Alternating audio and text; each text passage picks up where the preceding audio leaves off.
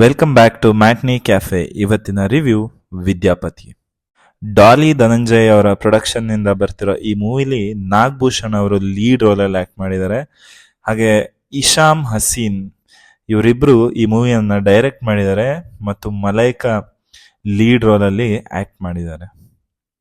ಈ movie one line story ಬಗ್ಗೆ ಹೇಳಬೇಕು ಅಂದ್ರೆ, ನೀವು ಜಗ್ಗೇಶ್ ಅವರ ಬಂಡ ನನ್ ಗಂಡ ಅಥವಾ ಆ ಕಾಲದ ಒಂದು ಮೂವೀಸ್ನ ನೋಡಿದ್ರೆ, ಒಬ್ಬ ಅಂಡರ್ ರೇಟೆಡ್ ಹೀರೋ ವಿಲನ್ ಜೊತೆ ಹೋರಾಡೋಕ್ಕೋಸ್ಕರ ಸ್ವಲ್ಪ ಪ್ರಿಪ್ರೇಷನ್ ಎಲ್ಲ ಮಾಡಿ ವಾಪಸ್ ಹೇಗೆ ಕಮ್ ಬ್ಯಾಕ್ ಮಾಡಿ ಹೀರೋ ಜೊತೆ ಫೈಟ್ ಮಾಡ್ತಾನೆ ಅನ್ನೋದೇ ಈ ಮೂವಿಯ ಎಂಟೈರ್ ಪ್ರಾಸೆಸ್. ಈ ಸಿಚುವೇಶನ್ ಯಾಕೆ ಬರುತ್ತೆ, ಹೀರೋ ಯಾಕೆ ವಿಲನ್ನ ಎದುರಾಗ್ಕೊಳ್ತಾನೆ, ಅವ್ನು ನಿಜವಾಗ್ಲೂ ಅವನ್ನ ಹೊಡಿತಾನ, ಇದ್ರ ಮಧ್ಯೆ ಏನೇನಾಗುತ್ತೆ ಅನ್ನೋದೇ ಈ ಮೂವಿ ಒನ್ಲೈನ್ ಸ್ಟೋರಿ.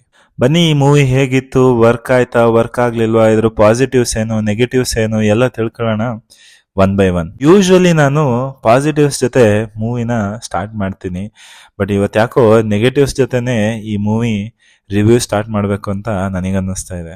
ಈ ಮೂವಿ ಮೊದಲನೇ ನೆಗೆಟಿವ್ ಬಂದ್ಬಿಟ್ಟು ನಾಗಭೂಷಣ್ ಅಂತ ಹೇಳಿದ್ರೆ ತಪ್ಪೇನಾಗಲ್ಲ. ಇವ್ರನ್ನ ಈ ಸ್ಕ್ರಿಪ್ಟ್ಗೆ ಯಾಕೆ ಹೀರೋ ಸೆಲೆಕ್ಟ್ ಮಾಡಿದ್ರು ಅನ್ನೋದೇ ನನಗಿನ್ನೂ ಅರ್ಥ ಆಗ್ತಿಲ್ಲ. ಮೇ ಬಿ ಪ್ರೊಡ್ಯೂಸರ್ ದುಡ್ಡು ಹಾಕಕ್ಕೆ ರೆಡಿ ಇರ್ತಾರೆ. ನಮ್ಗೆಲ್ಲರಿಗೂ ಗೊತ್ತು ಡಾಲಿ ನಾಗಭೂಷಣ್ ಒಬ್ರಿಗೊಬ್ರು ತುಂಬಾ ಕ್ಲೋಸ್ ಅಂತ. So it is up to producer. Dhananjay ಅವರು ನಾಗಭೂಷಣ್ ಅವರಿಗೋಸ್ಕರ ಒಂದು ಮೂವಿ ಮಾಡಬೇಕು ಅಂತ ಮಾಡಿರ್ಬೋದು, ಆದರೆ ಈ ಒಂದು ಸ್ಕ್ರಿಪ್ಟ್ಗೆ ನಾಗಭೂಷಣ್ ಯಾವುದೇ ರೀತಿಲೂ ಸೂಟ್ ಆಗಿಲ್ಲ, ಅಥವಾ ಅವ್ರು ಜಸ್ಟಿಫೈ ಮಾಡಿದ್ದಾರೆ ಈ ರೋಲ್ಗೆ, ಅದನ್ನು ಮಾಡಿಲ್ಲ. ಥ್ರೂ ಔಟ್ ದ ಮೂವಿ ಕಿರ್ಚಾಡ್ತಾನೆ ಇರ್ತಾರೆ. ಅದ್ಯಾವುದು ಕಾಮಿಡಿ ವರ್ಕ್ ಆಗಿಲ್ಲ.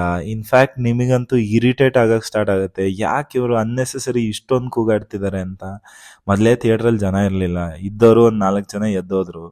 ಅದ್ರ ಮಧ್ಯದಲ್ಲಿ ಇವ್ರು ಬೇರೆ ಬೆಳಗ್ಗೆನ ಸಾಯಂಕಾಲ ತನಕ ಕಿರ್ಚೋದು ಅಂತಾರಲ್ಲ, ಹಾಗೆ ಥ್ರೂ ಔಟ್ ದ ಮೂವಿ ಕಿರಿಸ್ತಾ ಇರ್ತಾರೆ. ನನಗಂತೂ ನಿಜವಾಗ್ಲೂ ಡಾಲಿ ಅವರು ನಾಗಭೂಷಣ್ ಅವ್ರನ್ನೇ ಈ ಸ್ಕ್ರಿಪ್ಟಿಗೆ ಯಾಕೆ ಚೂಸ್ ಮಾಡಿದ್ರು ಅಂತ ಖಂಡಿತ ಅನ್ನಿಸ್ತು. ಹಾಗೆ ಅಟ್ಲೀಸ್ಟ್ ನಾಗಭೂಷಣ್ನ ಸೆಲೆಕ್ಟ್ ಮಾಡಿದ ಮೇಲಾದರೂ ಕೂಡ ನಾಗಭೂಷಣ್ ಈ ಸ್ಕ್ರಿಪ್ಟಿಗೆ ಒಂದು ಜಸ್ಟಿಫಿಕೇಶನ್ ಕೊಡ್ಬೋದಿತ್ತು. ಆಲ್ಮೋಸ್ಟ್ 60 to 80% ಮೂವಿ ಇವ್ರು ಕಿರ್ಚಾಡ್ತಾನೆ ಇರ್ತಾರೆ. ಲಾಸ್ಟಿಗೆ ಒಂದು 20% ಮೂವಿ ಇರೋತ್ತಿಗೆ ಒಂದಿಷ್ಟು ಎಮೋಷನ್ಸ್ ತೋರ್ಸಕ್ ಹೋಗ್ತಾರೆ. ಅಷ್ಟೊತ್ತಿಗೆ ಆಲ್ರೆಡಿ ಜನ ಟಯರ್ಡ್ ಆಗಿರ್ತಾರೆ. ಮತ್ತೆ ಥ್ರೂ ಔಟ್ ದ ಮೂವಿ ಏನು ವೇರಿಯೇಷನ್ ಇಲ್ಲ ಇವ್ರ ಆಕ್ಟಿಂಗ್ ಅಲ್ಲಿ. ಒಂದೇ ಕಿರ್ಚೋದು, ಅನ್ನೆಸೆಸರಿ ಕಾಮಿಡಿ ಮಾಡ್ತಾರೆ, ಅದು ಯಾವುದು ವರ್ಕ್ ಆಗಿಲ್ಲ. ಆದರೆ ಸಪೋರ್ಟಿಂಗ್ ರೋಲಲ್ಲಿ ಮಾಡಿರೋ ಶ್ರೀವತ್ಸವ ಅನ್ಸುತ್ತೆ, ರೀಸೆಂಟಾಗಿ ಬಂದಿರೋ 2-3 movie, Mustafa, day devil Mustafa, ಇದರಲ್ಲೆಲ್ಲ ಆಕ್ಟ್ ಮಾಡಿದ್ದಾರೆ. ಕುಮಾರ ಅನ್ನೋ ರೋಲಲ್ಲಿ ಮಾಡಿದ್ದಾರೆ. ಅವ್ರ ಕಾಮಿಡಿ ವರ್ಕ್ ಆಗುತ್ತೆ, ಬೇರೆಯವ್ರ ಆಕ್ಟಿಂಗ್ ಚೆನ್ನಾಗಿದೆ. ಆದರೆ ನಾಗಭೂಷಣ್ ಅವರ ಒಂದು ಆಕ್ಟಿಂಗ್ ಆಗಿರ್ಲಿ, ಕಾಮಿಡಿ ಆಗಿರ್ಲಿ, ಖಂಡಿತವಾಗ್ಲೂ ಇಲ್ಲಿ ವರ್ಕ್ ಆಗಿದೆ. ನಾವು ಮೂವಿಗೆ ಹೋಗೋ ಮುಂಚೆನೆ ಗೊತ್ತಿರುತ್ತೆ ನಾಗಭೂಷಣ್ ಮೂವಿ ಇದು, ಇವರೊಬ್ರು underrated hero as of now. ಹಾಗೆ ಇಲ್ಲಿ ಕಾಮಿಡಿಗೆ ಒಂದಿಷ್ಟು ಸ್ಕೋಪ್ ಇರುತ್ತೆ, ಒಂದು ಈಸಿ ಫನ್ ಟೈಮ್ ಮೂವಿ ಇರುತ್ತೆ ಅಂತ ಎಕ್ಸ್ಪೆಕ್ಟೇಷನ್ ಅಲ್ಲಿ ಹೋಗಿರ್ತೀವಿ. ಆದ್ರೆ ಯಾವಾಗ ಕಾಮಿಡಿನೇ ಮೂವಿಯಲ್ಲಿ ವರ್ಕ್ ಆಗಲ್ವೋ ಆವಾಗಲೇ ಆ ಜರ್ನಿ ತುಂಬಾನೇ ಲ್ಯಾಗ್ ಅನ್ಸೋದು. ಅಂದ್ರೆ ಅವ್ರು ಏನೇ ತೋರಿಸ್ತಾ ಇರಲಿ ಸ್ಕ್ರೀನ್ ಮೇಲೆ, ಹೀರೋ ಅದನ್ನ ಆ ಟೈಮಿಂಗ್ ಅಲ್ಲಿ ಮೂವಿಗೆ ಕಾಮಿಡಿನ ಜಸ್ಟಿಫೈ ಮಾಡಲಿಲ್ಲ ಅಂದ್ರೆ ನೋಡೋ ಆಡಿಯನ್ಸಿಗೆ ಖಂಡಿತ ಭಾರ ಆಗುತ್ತೆ ಸರ್. ಈ ಮೂವಿಗೆ ಇನ್ನೊಂದು ನೆಗೆಟಿವ್ ಅಂದ್ರೆ, ನಾಗಭೂಷಣ್ಗೆ ಆಪೋಸಿಟ್ ಆಗಿ ನಮ್ಮ ಗರುಡರಾಮ್ KGF ವಿಲನ್ನ ಹಾಕಿದ್ದಾರೆ. ಗರುಡರಾಮ್ 100% ಅವರ ರೋಲ್ಗೆ ಜಸ್ಟಿಫೈ ಮಾಡಿದ್ದಾರೆ. ಒಬ್ಬ ಖಡಕ್ ವಿಲನ್ ಆಗಿ ಹೇಗೆ ಆಕ್ಟಿಂಗ್ ಮಾಡಬೇಕೋ ಹಾಗೆ ಮಾಡಿದ್ದಾರೆ. ಡೈಲಾಗ್ ಡೆಲಿವರಿ ಆಗಿರ್ಬೋದು, ಅವ್ರ look, acting, physique, mannerism, everything is perfect.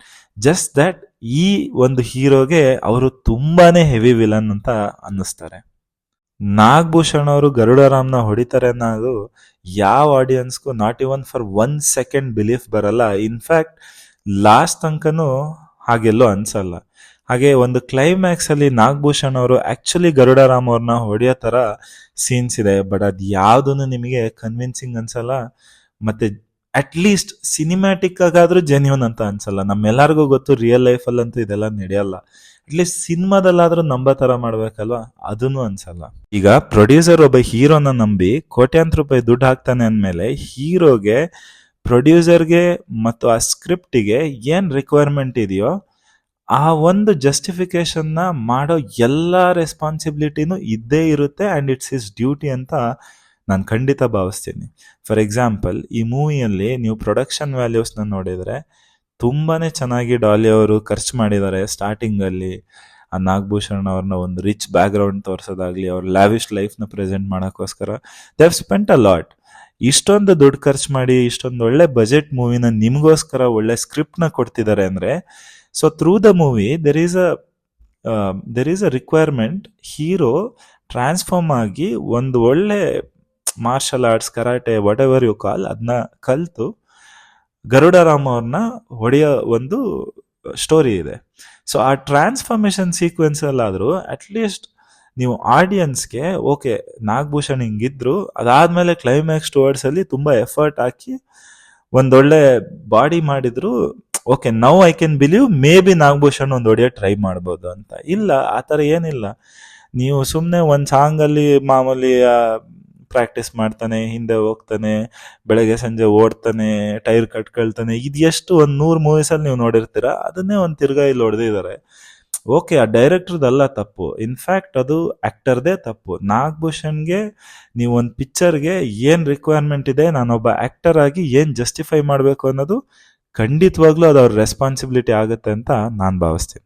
Movie ನೋಡ್ತಾ ಇದ್ರೆ ಕೆಲವು ಪಿಕ್ಚರ್ಗಳ ರೆಫರೆನ್ಸಸ್ ಸಿಗುತ್ತೆ. ಈ ಬಂಡ ನನ್ನ ಗಂಡ ಆಗಿರ್ಬೋದು, ಅಥವಾ ಆವೇಶ ಮೂವಿ ಆಗಿರ್ಬೋದು, ಈ ಥರ ತುಂಬ ಸಿಮಿಲರ್ ಮೂವೀಸಲ್ಲಿ ಈ ಥರ ಸ್ಟೋರಿ ನಡೆದಿದೆ. ಅದೇ ಥರ ಇವರು ಒಂದು ಟ್ರೈ ಮಾಡಿದ್ದಾರೆ ಅಂತ ಖಂಡಿತ ಅನಿಸುತ್ತೆ. Just that those are the 2 movies now I can recall, but definitely there are many ಇದೇ ಥರ ಮೂವೀಸ್ ಬಂದಿದೆ. ಇನ್ನು ಈ ಮೂವಿ ನೆಗೆಟಿವ್ಸ್ ಅಂದರೆ ಹೀರೋಯಿನ್ ಅವ್ರ ರೋಲು ತುಂಬ ಕನ್ಫೈನ್ಡ್ ಆಗಿದೆ. ಸ್ಟಾರ್ಟಿಂಗಲ್ಲಿ ಒಂದು 15-20 ಮಿನಿಟ್ಸ್ ಬರ್ತಾರೇನೋ, ಲಾಸ್ಟಲ್ಲಿ ಒಂದು 5-10 ಮಿನಿಟ್ಸ್ ಬರ್ತಾರೆ. ಅದ್ರ ಮಧ್ಯೆ ಎಂಟೈರ್ ಮೂವಿ ಈ ನಾಗಭೂಷಣ್ ಅವರು ಕಿರ್ಚಾಡೋದೇ ನಿಮಗೆ ನೋಡೋಕೆ ಸಿಗುತ್ತೆ. ಒಂದೇ ಒಂದು ರಿಲೀಫ್ ಅಂದರೆ ಈ ಮನುಷ್ಯ ಸುಮ್ಮನಿದ್ದಾಗ ಆ ಪಕ್ಕದಲ್ಲಿ ಕುಮಾರ ಅನ್ನೋ ಕ್ಯಾರೆಕ್ಟರ್ ಯಾವಾಗ ಕಾಮಿಡಿ ಮಾಡ್ತಾರೋ ಅದು ನಿಮಗೆ ಜೆನ್ಯೂನ್ ಆಗಿ ಕಾಮಿಡಿ ಅನಿಸುತ್ತೆ.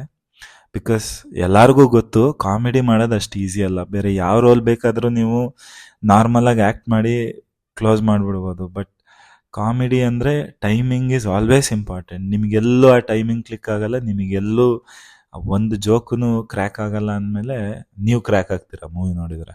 ಸರಿ, ಇನ್ನು ಪಾಸಿಟಿವ್ಸ್ ಬಗ್ಗೆ ಮಾತಾಡೋಣ.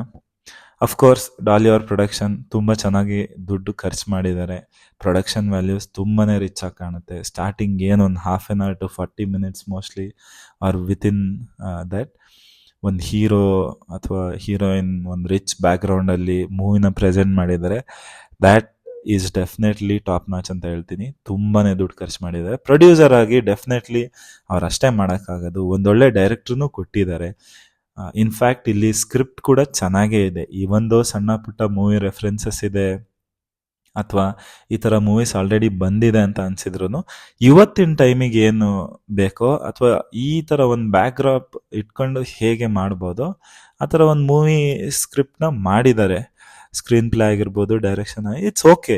ಬಟ್ ಪ್ರಾಬ್ಲಮ್ ಎಲ್ಲಾಗ್ಬಿಡುತ್ತೆ ಅಂದರೆ ಯಾವಾಗ ಅವ್ರು ಬರ್ದಿರೋ ಕಾಮಿಡಿ ವರ್ಕ್ ಆಗ್ತಿಲ್ವೋ ಆವಾಗ ಈ ಪ್ರಾಬ್ಲಮ್ಸ್ ಎಲ್ಲ ಸ್ಟಾರ್ಟ್ ಆಗುತ್ತೆ. ಇದೇ ಥರ ಸಮಸ್ಯೆ ದಿಗಂತ್ ಅವರ ಪೌಡರ್ ಮೂವಿಯಲ್ಲೂ ಆಗಿತ್ತು. ಸಿಕ್ಕಾಬಡೆ ಜೋಕ್ ಬರ್ದಿದ್ದೀವಿ ಅಂತ ಥ್ರೂಔಟ್ ದ ಮೂವಿ ಬರ್ದಿದ್ದಾರೆ, ಬಟ್ ಯಾವ ಜೋಕು ವರ್ಕ್ ಆಗ್ತಾ ಇಲ್ಲ. ಅಫ್ಕೋರ್ಸ್ ನಿಮಗೆ ಗೊತ್ತು ಬಾಕ್ಸ್ ಆಫೀಸಲ್ಲಿ ಆ ಮೂವಿ ಏನು ರಿಸಲ್ಟ್ ಮಾಡ್ತು ಅಂತ. But it was intended to be a comedy movie. ಅದು ಬಿಟ್ಟರೆ ಇನ್ನೊಂದು ಪಾಸಿಟಿವ್ ಅಂದರೆ ಗರುಡರಾಮ್. ಐ ನೋ ಲೈಕ್ ನೆಗೆಟಿವಲ್ಲಿ ಮಾತಾಡೋತಿಗೂ ಇವ್ರ ಹೆಸರು ಬಂತು, ಬಟ್ ಪಾಸಿಟಿವಲ್ಲೂ ಮಾತಾಡಲೇಬೇಕು. ಅವರ ಆ್ಯಕ್ಟಿಂಗ್ ಆಗಿರ್ಬೋದು, ಆ ಒಂದು ವರ್ಚಸ್ ಹೇಗೆ ಮೇಂಟೈನ್ ಮಾಡಿದ್ದಾರೆ, ಆ ಬಾಡಿ ಲ್ಯಾಂಗ್ವೇಜು, ಅವ್ರ ವಾಯ್ಸು, ಎವ್ರಿಥಿಂಗ್ ಈಸ್ ಪರ್ಫೆಕ್ಟ್. ತುಂಬಾ ಚೆನ್ನಾಗಿ ಮಾಡಿದ್ದಾರೆ. ತುಂಬ ಜಸ್ಟಿಫೈ ಮಾಡಿದ್ದಾರೆ ಅವ್ರ ರೋಲ್ಗೆ. ಇದೇ ಸಮಸ್ಯೆ ಆಗೋದು, ವಿಲನ್ ಅವ್ರ ರೋಲ್ನ ಅಷ್ಟೊಂದು ಚೆನ್ನಾಗಿ ಜಸ್ಟಿಫೈ ಮಾಡಿ ಹೀರೋ ಆ ರೋಲ್ಗೆ ಯಾವಾಗ ಜಸ್ಟಿಫೈ ಮಾಡಲ್ವೋ ಆವಾಗಲೇ ಮೂವಿ ಬಿದ್ದೋಗ್ಬಿಡುತ್ತೆ. ಅದಕ್ಕೆ ಅಂತ ಹೇಳಿದ್ದು ನಾನು, ಈ ವಿಲನ್ ಈ ಮೂವಿಗೆ ತುಂಬಾ ಹೆವಿ ಆಗಿಬಿಟ್ರು ಅಂತ. ಮೇ ಬಿ ಗರುಡರಾಮ್ ಸರ್, ನೀವೇನಾದರೂ ಬೈ ಮಿಸ್ಟೇಕ್ ಈ ರಿವ್ಯೂ ಎಲ್ಲಾದರೂ ನೋಡ್ತಿದ್ರೆ ಡೆಫಿನೆಟ್ಲಿ ನೀವು ಒಂದು ಚಾಲೆಂಜಿಂಗ್ ಹೀರೋಸ್ ಅಥವಾ ಪಾರ್ಟ್ ಇರೋ ಮೂವೀಸ್ನ ತಗೋಬೇಕು. ಈ ಥರ ಸಿಂಪಲ್ ಸ್ಕ್ರೀನ್ ಪ್ಲೇ ಅಥವಾ ಸಿಂಪಲ್ ಸ್ಕ್ರಿಪ್ಟ್ಗೆ ನೀವು ತುಂಬಾ ಹೆವಿ ಆಗಿಬಿಡ್ತೀರ. Villain himself is larger than script ಅನ್ನೋ ಥರ ಖಂಡಿತವಾಗ್ಲೂ ಅನಿಸ್ಬಿಡುತ್ತೆ. ಅದಕ್ಕೋಸ್ಕರ ಫೈನಲಿ ಈ ಮೂವಿ ಬಗ್ಗೆ ವರ್ಡಿಕ್ಟ್ ಏನು ಅಂತ ನನ್ನ ಕೇಳಿದರೆ, ಒಬ್ಬ ಆಡಿಯನ್ಸ್ಗೆ ನೀವು ಈ ಮೂವಿ ನೋಡ್ಬೋದಾ ನೋಡಬಾರ್ದಾ ಅಂತ ಹೇಳೋ ಅಧಿಕಾರ ನನಗಿಲ್ಲ. ಸಜೆಸ್ಟ್ ಅಷ್ಟೇ ಮಾಡ್ಬೋದು. ಬಟ್ ನನಗೇನು ಅನ್ನಿಸ್ತು ಅಂತ ಖಂಡಿತವಾಗ್ಲೂ ನಾನು ಹೇಳ್ಬೋದು. ಯಾಕೆ ಅಂದರೆ ಒಬ್ಬ ಪ್ರೊಡ್ಯೂಸರ್ ಹೇಗೆ ದುಡ್ಡು ಕೊಟ್ಟು ಮೂವಿ ಮಾಡ್ತಾನೋ ಹಾಗೆ ಆಡಿಯನ್ಸ್ ಕೂಡ ಈ ಮೂವಿಗೆ ದುಡ್ಡು ಹಾಕಿ ಪಿಕ್ಚರ್ ನೋಡೋಕೆ ಹೋಗಿರ್ತಾನೆ. ನನಗೇನು ಅನ್ನಿಸ್ತೋ ಇಷ್ಟೊತ್ತು ಹೇಳಿದ್ದೀನಿ. ಇದ್ರ ಮೇಲೂ ನೀವು ನೋಡಬೇಕು ಅಂದರೆ ಖಂಡಿತವಾಗ್ಲೂ ನಿಮಗೆ ಬಿಟ್ಟಿದ್ದು.